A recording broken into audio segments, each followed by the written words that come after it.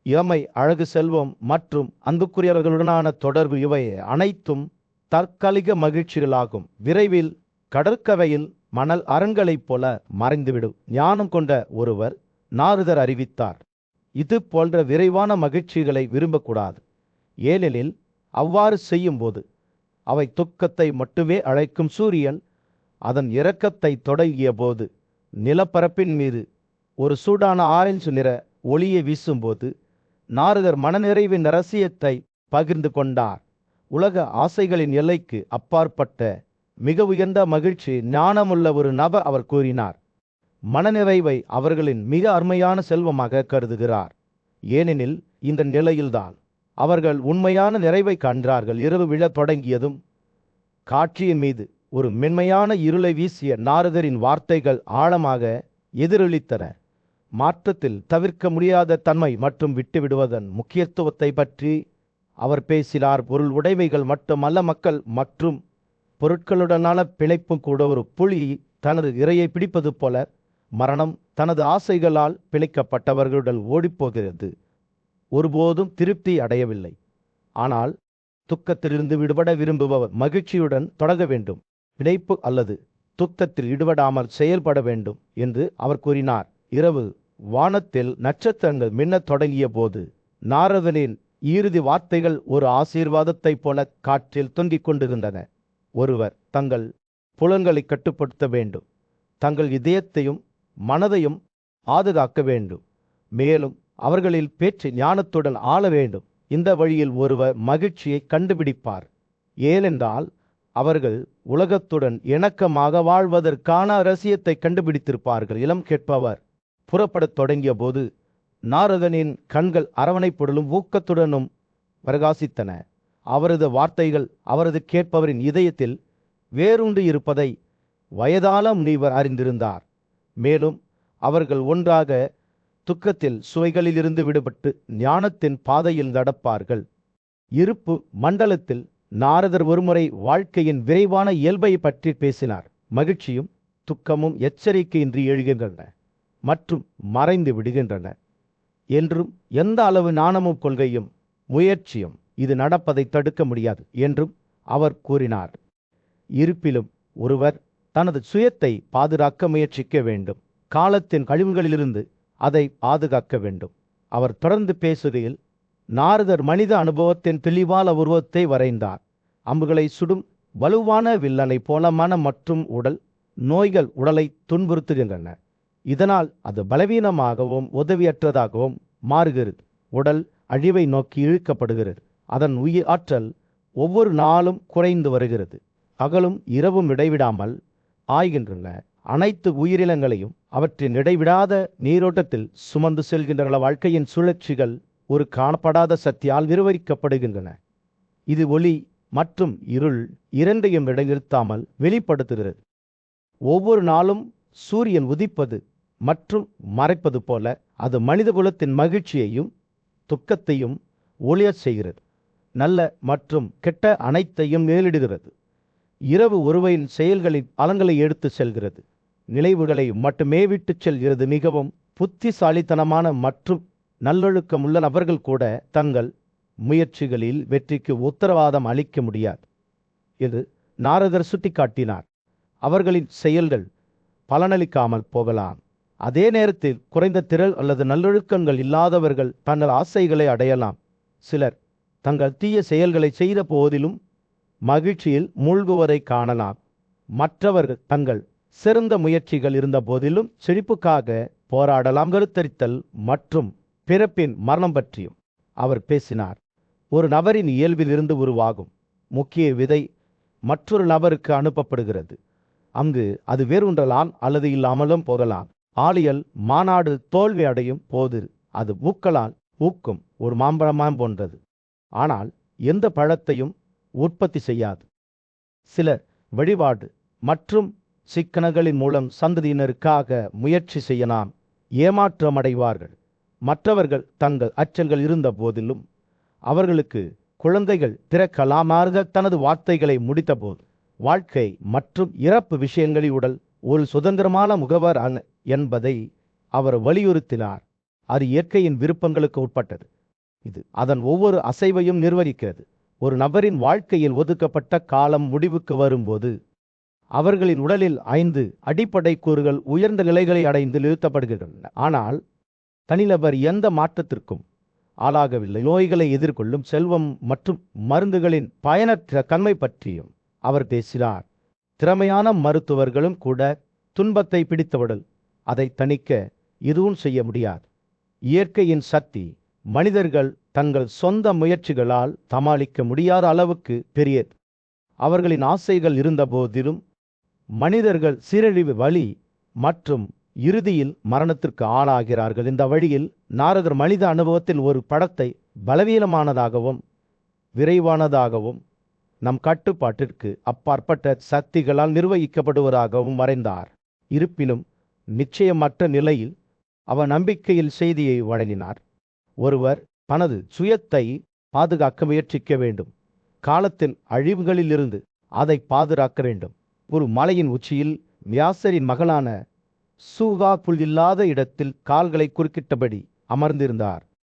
அவரது முகம் கிழக்கு நோக்கி திரும்பியது. காற்று அமைதியாக இருந்தது. எந்த திசை திருப்பும் ஒளிகளோ காட்சிகளோ இல்லாமல் இருந்தது. கைகளையும் கால்களையும் இணைத்து அவர் ஒரு தாழ்மையான தோரணையை ஏற்றுக்கொண்டார். யோக பாதையில் செல்ல தயாராக இருந்தார். சூரிய ஒளியின் முதல் கதிர்கள் அடிவானத்தை தொட்டபோது சூகா தனது மனதை ஒரு பாறையைப் போல நிலைநிறுத்திக் கொள்ளத் தொடங்கினார். அவர் அமர்ந்திருந்தபோது உலக பிணைப்புகளிலிருந்து பிரிந்த ஒரு உணர்வை அவர் உணர்ந்தார்.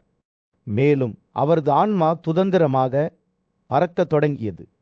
இறுதி உண்மையை பார்த்தபோது ஒரு பிரகாசமான புன்னகை அவரது முகத்தில் பரவியது. விடுதலையின் பாதை புதுப்பிக்கப்பட்ட உறுதியுடன் சுகர் மீண்டும் ஒரு முறை யோக பாதையில் அன்னை நிலைநிறுத்தி கொண்டார். விண்வெளியின் எல்லைகளை தாண்ட முயன்றார். நாரதரின் அனுமதியை பெற்ற பிறகு சுகர் தெய்வீக ரிஷிக்கு வணக்கம் செலுத்தி தனது யோக பயிற்சியை மீண்டும் தொடங்கினார் என்று பீஸ்வர் விவரித்தார்.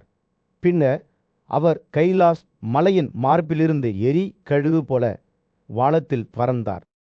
சிந்தனையின் வேகத்துடன் அவர் வானத்தின் வழியாக சென்று பரந்த நிலப்பரப்பை கடந்து சிரமமின்றி அறந்தார். சுகர் தனது ஆன்மீக பயணத்தை தொடர்ந்தபோது அனைத்து உயிரினங்களும் ஆச்சரியத்துடனும் வழமிப்புடனும் அவரை நோக்கி தங்கள் பார்வையை திருப்பியது. வானத்தின் குடிமக்கள் அவர் மீது வான மலர்களை பொழிந்தனர். அதே நேரத்தில் அப்சரர்களும் காந்தர்வர்களும் ஆச்சரியமடைந்தனர். தங்கள் ஞானத்திற்கு புகழ்பெற்ற முனிவர்களும் உடர இவ்வளவு உயர்ந்த ஆன்மீக அடைவை அடைந்தவர் யார் என்று தங்களை தாங்களே கேட்டுக்கொள்ளாமல் இருக்க முடியவில்லை. சுகாவில் பிரசன்னம் முழுதும் ஒரு பரவலான சத்தத்தான் நிரம்பியதாக தோன்றியது. அவர் எழுச்சியில் ஆச்சரியம் மற்றும் பயபக்தியின் பாதையை விட்டு சென்றார். அவரது பார்வை சூரியனை நோக்கி இயக்கப்பட்டது. அனைத்து உயிரினங்களையும் மகிழ்ச்சியாலும் நிரப்பியது. அவர் பயணித்தபோது சுகர்வூவசியும் பூவக்கித்தியும் வாழ்ந்த மலாயா மலைகளை அடைந்தார். 2 அப்சரர்களும் சுராவின் அசாதாரணமான கவனத்தை பார்த்து ஆச்சரியத்தில் மூழ்கினர். அவர்கள் கூச்சலிட்டனர். வேதங்களை ஓதுவதிலும் படிப்பதிலும் பழகிய இந்த இளைஞன் இணையற்ற அளவிலான ஆன்மீக புரிதலை அடைந்துள்ளார். அவர் உண்மையில் ஒரு குறிப்பிடத்தக்க இளைஞன். அவரது தந்தையின் அன்பாலும் கடுமையான தவங்களாலும் ஆசீர்வதிக்கப்பட்டவர். இருப்பினும் சுகாவை அவரது கவலைக்குறைவான தந்தையால் அனுப்பப்பட்டதாக அவர்கள் புலம்புவதை தவிர்க்க முடியவில்லை. அவர்களின் வார்த்தைகளை கேட்டு சுகா தன்னை சுற்றியுள்ள உலகத்தை நோக்கினார். முழு வேல்கின் அதன் மலைகள், நீர்நிலைகள், காடுகள், ஏரிகள் மற்றும் ஆறுகள் கொண்ட பூமி, ஆண் மற்றும் பெண் தெய்வங்கள் அனைத்தும் தங்கள் கைகளை மரியாதையுடன் இணைத்து ஆச்சரியத்துடனும் மரியாதையுடனும் சுகாவை பார்த்தனர். அவர்கள் அனைவரையும் உரையாற்றிய சூகா, என் தந்தை என்னை பின்தொடர்ந்து பெயரை கொண்டு என்னை அழைத்தால் தயவு செய்து எனக்காக ஒரு பதிலை திருப்பி தாருங்கள். என் மீது நீங்கள் வைத்த பாசத்தால் எனது இந்த கோரிக்கையை நிறைவேற்றவும். சுகாவின் வார்த்தைகளை வான உயிரினங்கள் கேட்டபோது அவர்கள் ஒவ்வொரு திசையிலிருந்தும் பதிலளித்தன. மலைகள், காடுகள். ஒரு அமைதியான காட்டின் நடுவே பீஸ்வர் இணையற்ற ஆன்மீக வளர்ச்சியை அடைந்த புகழ்பெற்ற ரிஷி சுகாவின் கதையை விவரிக்கத் தொடங்கினார். அமைதியின் பிரகாசத்துடன் சுகர் தனது நாட்களை தீவிரமான தவத்தில் மூழ்கடித்து 4 வகையான தவறுகளிலிருந்தும் 8 வகையான தமங்களிலிருந்தும் தன்னை விடுவித்துக் கொண்டார். அவர் தனது பாதையில் முன்னேறும்போது அவர் ராஜாக்களின் பண்புகளை கைவிட்டார்.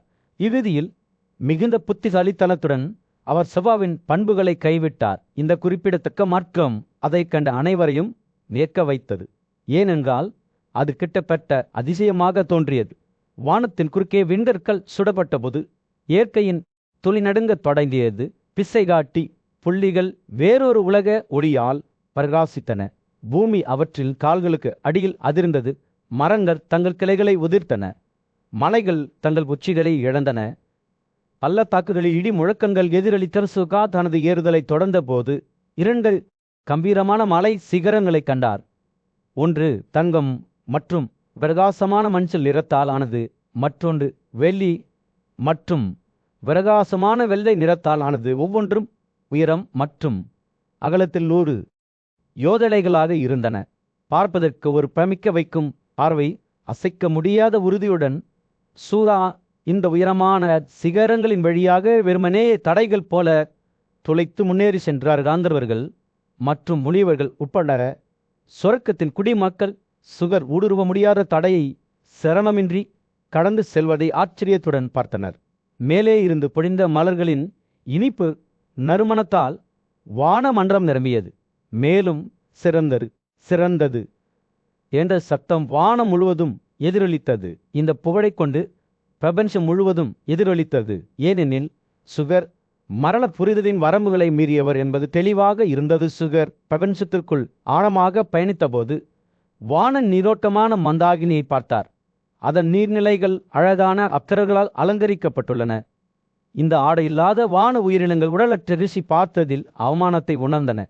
இதற்கிடையில் பாசமும் அக்கறையும் நிறைந்த அவரது தந்தை வியாசர் அதே வான பாதையில் அவரை பின்தொடர்ந்தார். அவர்கள் முன்னேறி செல்லும்போது சுகர் யோகாவில் தனது தேர்ச்சியை வெளிப்படுத்தினார்.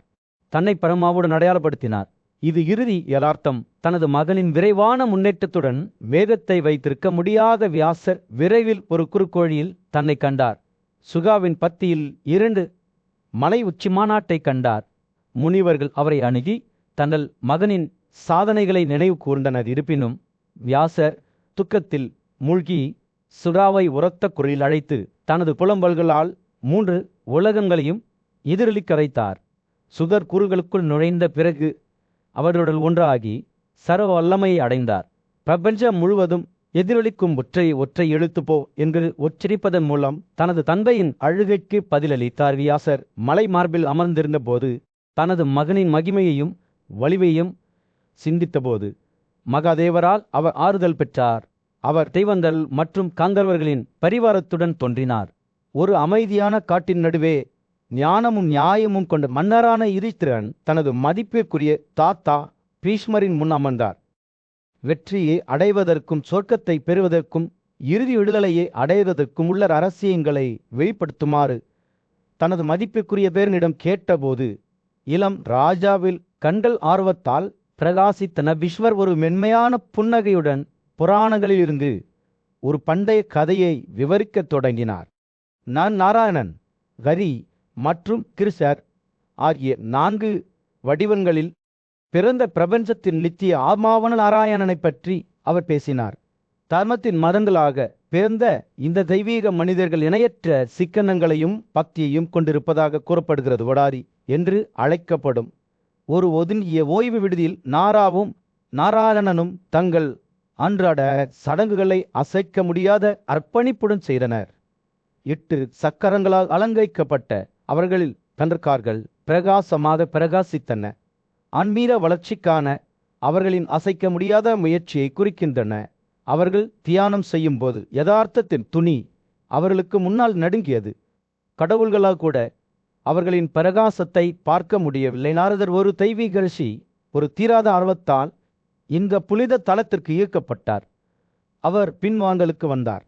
மற்ற தெய்வங்கள் மற்றும் விதைகளை கௌரவிக்கும் வகையில் நர மற்றும் நாராயணர் நிகழ்த்திய தினசரி சடங்குகளை கண்டார். ஞானி ரிஷி அவர்களின் தன்னலமற்ற பக்தியால் ஆச்சரியமும் தாழ்மையும் அடைந்தார். அதாவது 2 தெய்வீக உயிரினங்களை கவனித்த போது அவர் தன்னை தானே கேட்டுக்கொண்டார். இந்த அன்றாட சடங்குகளின் தன்மை என்ன?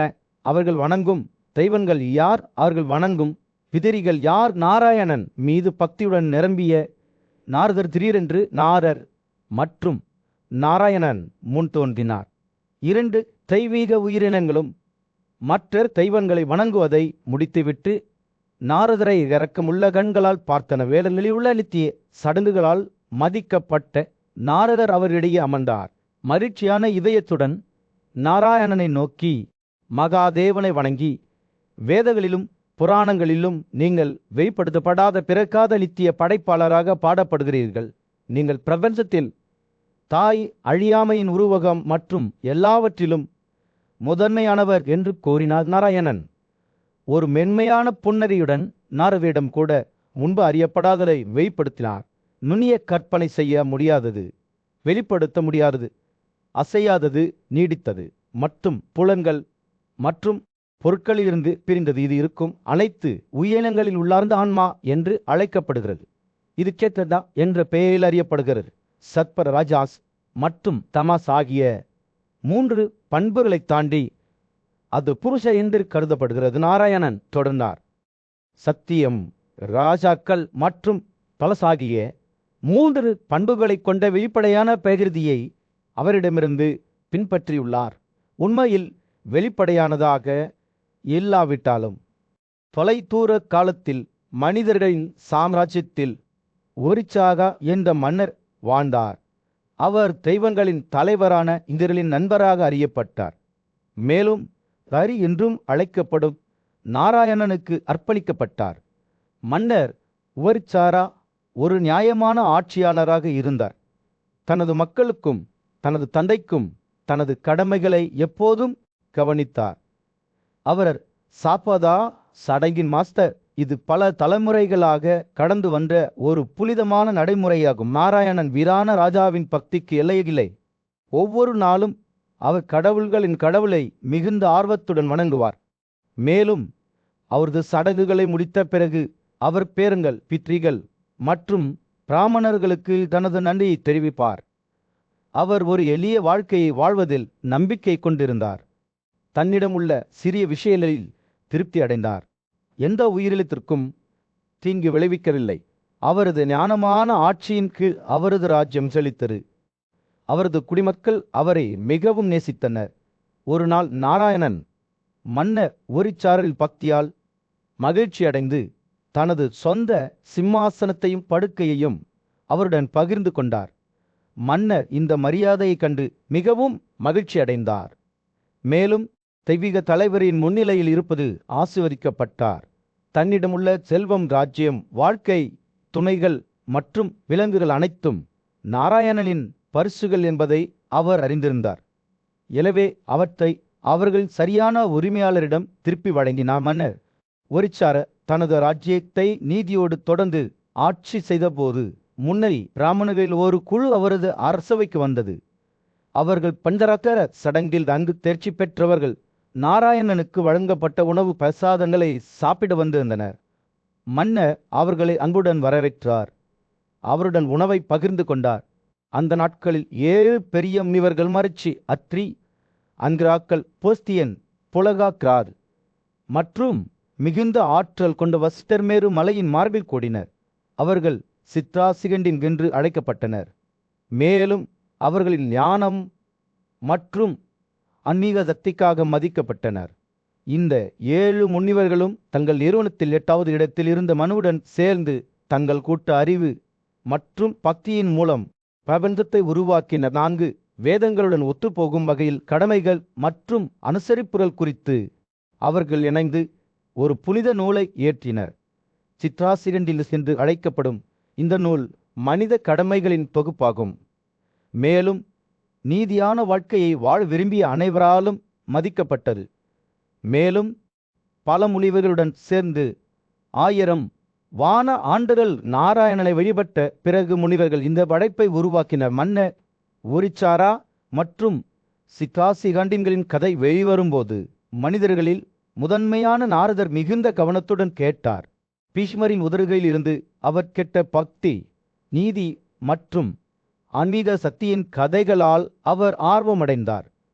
பரமேஸ்தியின் மகன் நாராயணன் முன்பு அவரை தள்ளுபடி செய்திருந்தார். ஆனால் இப்போது அவர் நிற்கும்போது தொலைதூர காலத்தில் மாபெரும் கல்வம் அதன் முடிவை நெருங்கிக் கொண்டிருந்தபோது தெய்வீகமான புரோகித உருவஸ்வதி அங்கிரர்களின் வம்சாவளியில் திறந்தார். இந்த தெய்வீக நபர் ஒரு பெரிய முனிவரின் அனைத்து நல்லொழுக்கங்களையும் பண்புகளையும் பெற்றிருந்தார். எனவே அவர் விருடஸ்பதி என்று அறியப்பட்டார். அவரது பல மாணவர்களில் வாசு என்றும் அழைக்கப்படும் ஒரிச்சாரா என்ற ஒரு மன்னர் அவரது விதிவிலக்கான அர்ப்பணிப்பு மற்றும் பக்திக்காக தனித்து நின்றார். மன்னர் ஒரிச்சா விரஸ்பதியின் வயிற்சியை தேடினார். மேலும் அவரது போதகரின் புத்திசாலித்தனமான வழிகாட்டுதலின் கீழ் அவர் 7 சித்த சீகாந்தங்களின் பண்டைய அறிவியலை ஆராய்ந்தார். தியாகங்கள் மற்றும் பிற புனித சடங்குகளால் தூய்மைப்படுத்தப்பட்ட இதயத்துடன் மன்னர் வாசு தனது ராஜ்யத்தை ஞானத்துடனும் இரக்கத்துடனும் ஆட்சி செய்தார். இந்திரன் வானங்களை ஆட்சி செய்தது போல விரஸ்பதிக்கு தனது நன்றியில் அடையாளமாக மன்னர் ஒரிச்சாரா ஒரு பிரமாண்டமான குதிரை தியாகத்தை நிகழ்த்தினார். அதில் அவரது தலைமை போதகர் தலைமை பூசாரியாக இருந்தார்.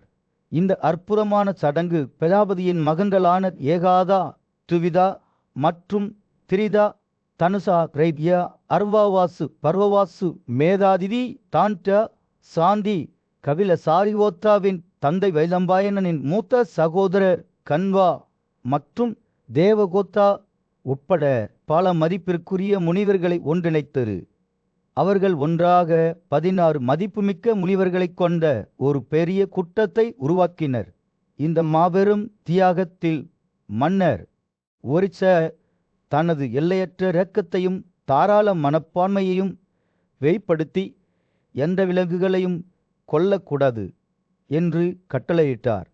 பண்டைய கடவுள்களின் கடவுளான அரியை கூட மகிழ்விக்கும் வனப்பகுதியில் அருட்கொடை மட்டுமே பிரசாதங்களில் இருந்தது. ராஜாவின் வணிகராக இருந்த தாரி மரியாதையுடன் வழங்கப்பட்ட பங்கை ஏற்றுக்கொண்டு தன்னை அவருக்கு காண்பித்தார். இருப்பினும் கோபத்தால் பிடிக்கப்பட்ட விரஸ்பதி வானத்தில் ஒரு காண்டை எறிந்து கோபத்தில் அழத் தொடங்கினார். மன்னர் ஒரிச்சாராவை நோக்கி நாராயணனின் காணிக்கைகளில் தனது பங்கை தனது கண்களுக்கு முன்னால் வைப்பதாக அவர் கூறினார். ராஜாவும் அவரது முனிவர்களும் விரஸ்பதியை அமைதிப்படுத்த முயன்றனர். கோபத்துக்கு வழிவிட வேண்டாம் என்று வலியுறுத்தினர்.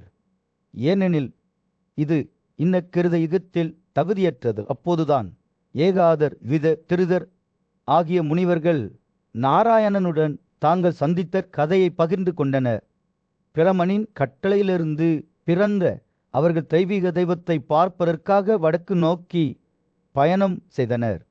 ஆயிரக்கணக்கான ஆண்டுகளாக கடுமையான தவத்தை அனுபவித்த பிறகு அவர்கள் நாராயணனுடன் பார்வையாளர்களுக்காக காத்திருந்த மரக்கட்டைகளைப் போல ஒரு காலில் நின்றனர். அவர்கள் தங்கள் உறுதிமொழிகளை நிறைவு செய்தபோது ஒரு தெய்வீக குரல் நிலம் முழுவதும் எதிரொலித்தது. அவர்களை வெள்ளை தீவுக்கு வழிநடத்தியது. அங்கு சந்திரனைப் போல பிரகாசமான நிறங்களைக் கொண்ட மனிதர்கள் நாராயணனுக்கு பக்தியுடன் வாழ்ந்தனர். இந்த குடியிருப்பாளர்கள் தங்கள் முழு ஆன்மாவுடனும் கடவுளுக்கு அர்ப்பணிக்கப்பட்டனர். பண்டைய ஞான மண்டலத்தில் வாசு என்ற பெரிய மன்னர் நாராயணன் மீது அசைக்க முடியாத பக்தியுடன் ஆட்சி செய்தார். அவரது நியாயமான மற்றும் ஏக்கமுள்ள ஆட்சியின் கீழ் அவரது ராஜ்யம் செழித்தது. மேலும் அவர் தனது தாராள மனப்பான்மை மற்றும் தன்னலமற்ற தன்மைக்கு புகழ் பெற்றார். ஒரு நாள் அவர் தனது தெய்வீக ரதத்தில் வானத்தின் வழியாக அரண்டு செல்லும் போது அவரது படைகள் மற்றும் விலங்குகளின் பரிவாரத்துடன் கடவுள்களும் பிராமணர்களும் ஒரே மாதிரியாக அவரை பார்த்தனர். மகா புகழ்பெற்ற ஞானி முனிவர்கள் வாசுவிடம் ஒரு அழுத்தமான கேள்வியுடன் அணுகினர். ராஜாவே, அவர்கள் பலிகளை செய்வதற்கான உண்மையான மை என்ன? நாம் ஆடுகளை பலியாக வழங்க வேண்டுமா அல்லது அதற்கு பதிலாக தானியங்கள் மற்றும் மூலிகைகளை பயன்படுத்த வேண்டுமா என்று கேட்டனர். இருப்பினும் தெய்வங்கள் விலங்குகள் தான் வர்சாடர்களுக்கு விருப்பமான தேர்வு என்று வலியுறுத்தினர். வாசு அவர்களின் வார்த்தைகளால் திசை திருப்பப்பட்டு கடவுளின் கருத்துக்கு ஆதரவாக அறிவித்தார். சூரியனின் பிரகாசத்தால் தங்கள் முகங்கள் பிரகாசிக்கும் முனிவர்கள் வாசுவின் முடிவால் கோபம் அடைந்தனர். நீங்கள் தெய்வங்களின் பக்கமாக இருப்பதால் நீங்கள் சொர்க்கத்திலிருந்து விழுந்து பூமியில்